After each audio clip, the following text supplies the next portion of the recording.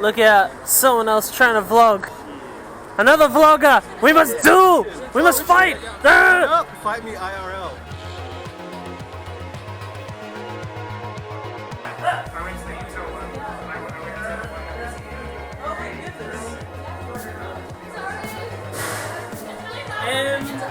MTB.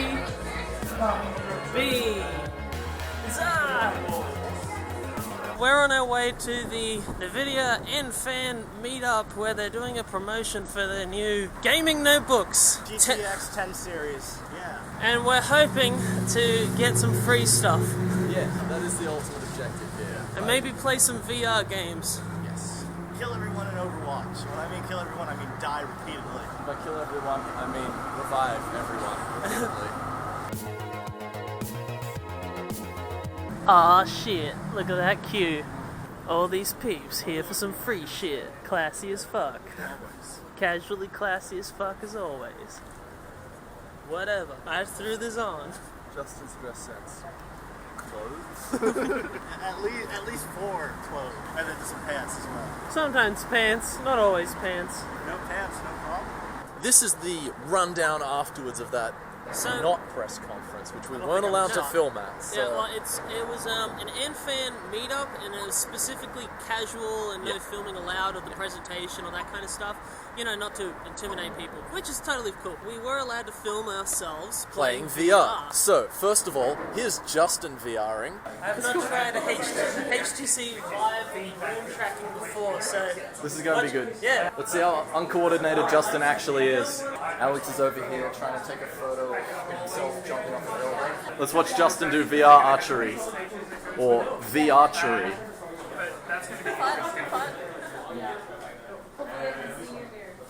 Light it on fire. Go to to your left. Look to your left. Yeah. In Melbourne? Yes. And look, it like totally lights up.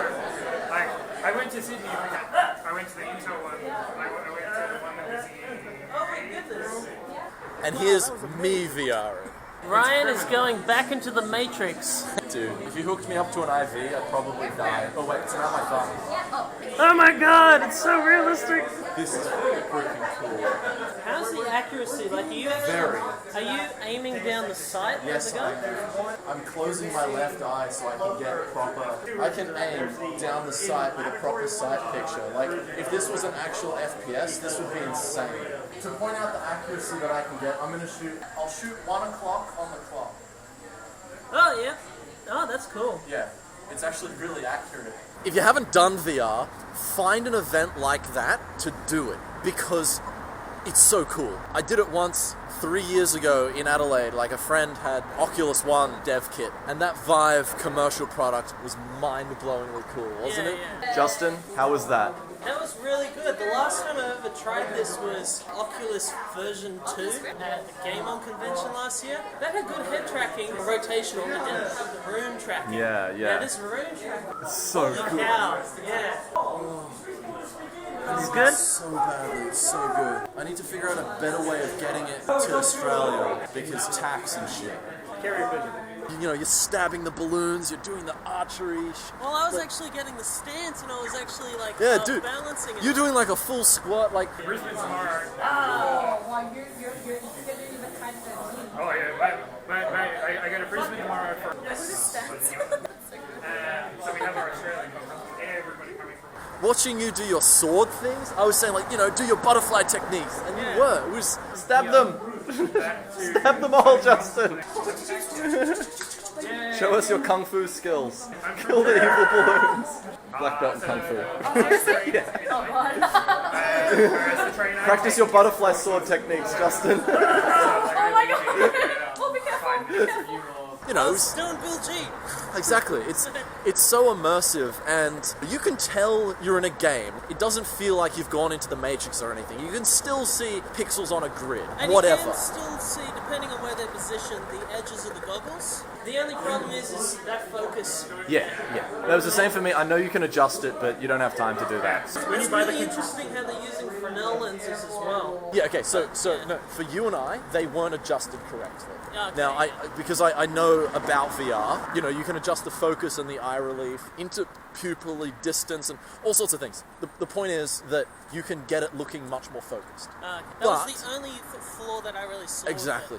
The tracking felt so real. The like room scale tracking just makes it feel... I want one so bad. I jump into that hand section, and then you get the Simpsons white 3-finger gloves, like, oh my god! I've seen you before. Yeah, exactly. Oh, it was just believable. And that's the point of VR, right? Like, everyone uses that catchphrase. Suspension of disbelief, or what's or the word they immersion. use? Presence. Oh, yeah. That's we got to say presence if we're talking about VR, right? Yeah. That was 100%. I'm in a screen, it's cool, but I'm actually here in the screen. The thing they were showing off was this Nvidia Funhouse, I think it was called. It was basically like circus games. So you had like shooting a pistol at china plates, and then you had like squirting into the balloon. And I like that you were able to write your name. I could fully just tag up MTB. MTB. Zah! Have you done your art, Alex? I've done my art. You want to see my art? I want to see your art.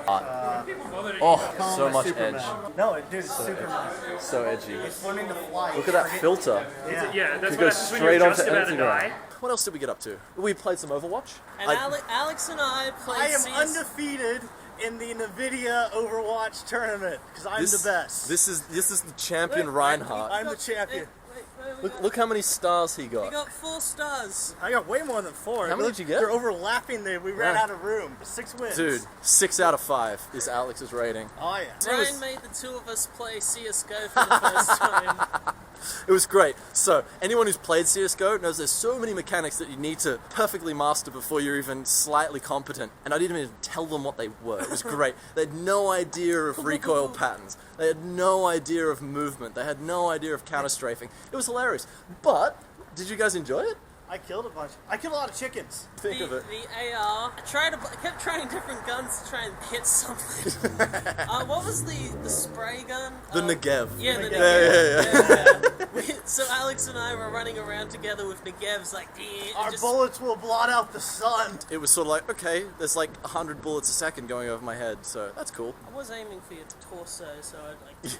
I was aiming in your general direction. The whole reason we were there, the mobile gaming, GeForce 1060s, 70s, and 80s. You know, without the M, so it's not. yeah, exactly. it's No not- it's- mobile range. That was the hype of that event. That's what the guy was talking about the whole time. That's what he was there for, to try and sell that product. You know what? So, completely honest opinion is that I'm never buying a gaming laptop again. I had one. What about the? Let me finish my monologue. I'm never buying a gaming laptop again. I used one for 2.5 years, and it literally destroyed my shoulders. There was an Ultrabook version, and that was really neat. That was really, really neat. Quite enamored by that, actually, and that's what I was getting to. But the ones where they had 1070s, they had 1080s, and then they had this one thing that was literally just a desktop with a fold-out screen Yeah, that had a was- mechanical keyboard and SLI 1080s. Yeah, Like, dual 1080s. why? At that point, it is so heavy, it is so bulky.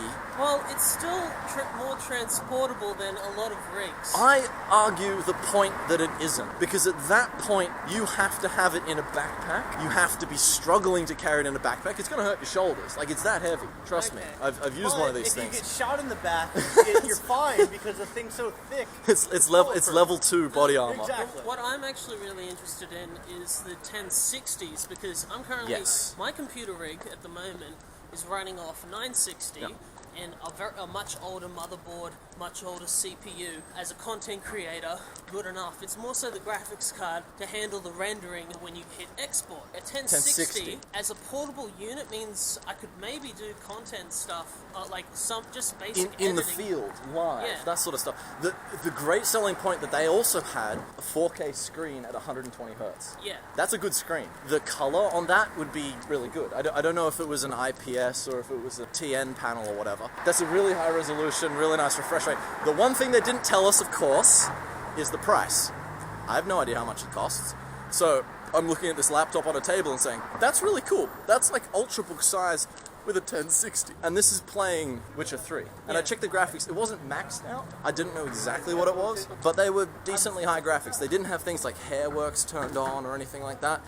You know, in performance-wise, it looks pretty damn good. It looked really good. Yeah, you know, and they had some FPS figures up. I don't know their settings for their benchmarks, but you know, they were saying they can get 120 FPS mobile gaming on this thing, and that's cool. You know, so it's kind of the point of where does a gaming laptop that always sits on your desk become worthless in comparison to a gaming desktop that you build yourself that always sits on your desk. And that's the thing that always got me. When I had a gaming laptop, was kind of useful because I was taking it back and forth from uni every day. And so I was always able to have access to a powerful laptop at uni.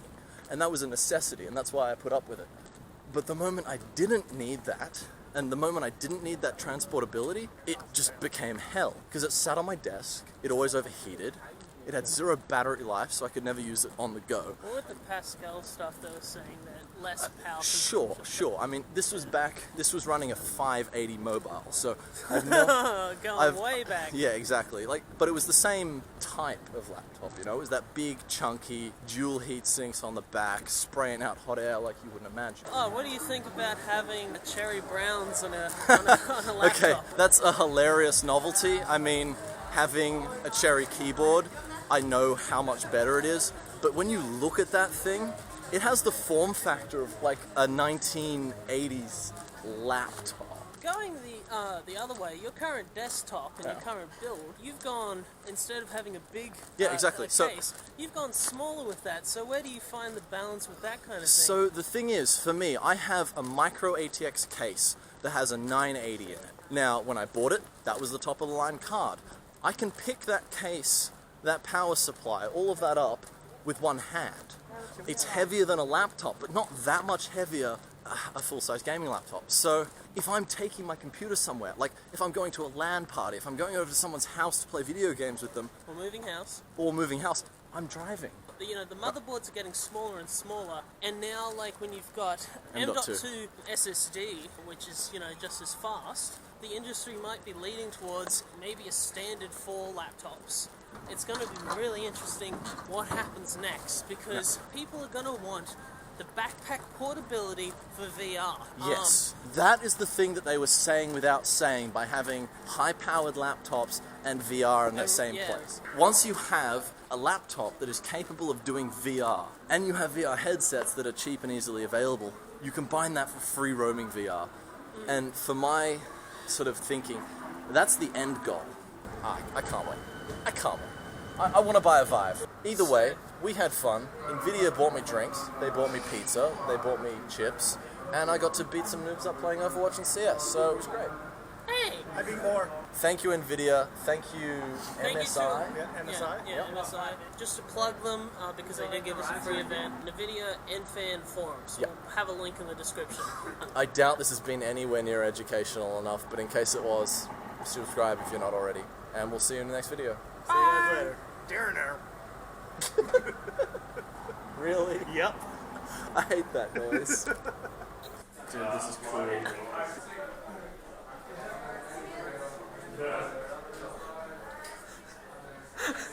I'm sorry, I find it humorous that you say Nvidia instead of Nvidia, because one is a brand of like hand lotion and the other is a graphics card company.